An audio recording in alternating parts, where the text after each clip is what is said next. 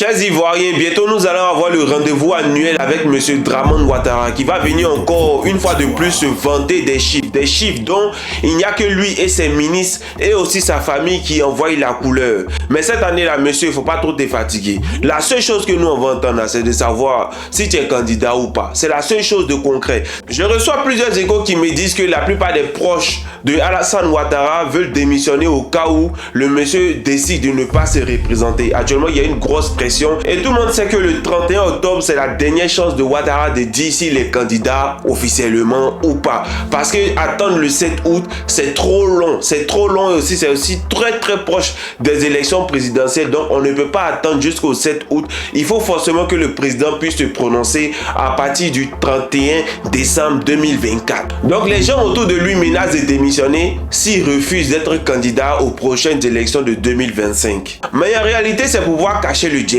C'est pour pouvoir cacher l'argent qu'ils ont pris dans les caisses de l'État, les détournements qu'ils ont fait, pour pouvoir mettre les jetons, leur petite famille en sécurité quelque part dans un pays loin de la Côte d'Ivoire. Comme ça, si le président Ouattara décide de ne pas se présenter, ça leur laisse le temps jusqu'en octobre 2025 pour pouvoir quitter le pays en même temps avec leurs jetons, leurs biens, leurs familles, etc.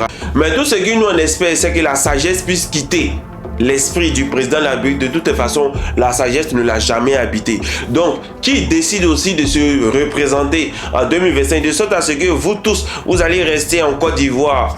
Et puis le match va se passer. Quand je parle de match, loin de moi de penser qu'il y aura encore des foufous qui vont amener beaucoup d'Ivoiriens à perdre la vie. Non. Quand je parle de match, c'est que vous allez voir à quel point le peuple ivoirien est fatigué de vous. Vous allez voir à quel point vous avez menti aux Ivoiriens. Vous allez voir à quel point les Ivoiriens sont déçus du fait qu'à un moment donné, ils ont essayé de vous faire confiance, essayé de supporter votre présence à la tête de la magistrature suprême et de voir à quel point vous les avez déçus. Vous les avez maltraités.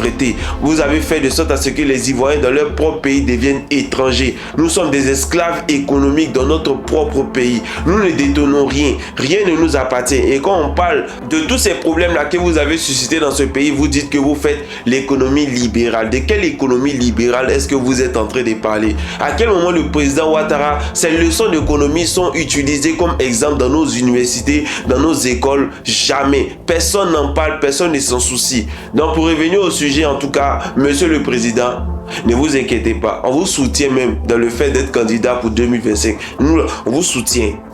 Parce qu'on sait que c'est de là va venir votre plus grande humiliation. Parce que le peuple ivoirien va vous vomir. Et en même temps, j'aimerais dire au peuple ivoirien, soyez unis. Soyons unis dans ce que nous voulons pour le destin de notre pays. Soyons unis. Parce que l'adversaire en face est en train de réfléchir, est en train de préparer des plans A, des plans B, jusqu'à même des plans Z.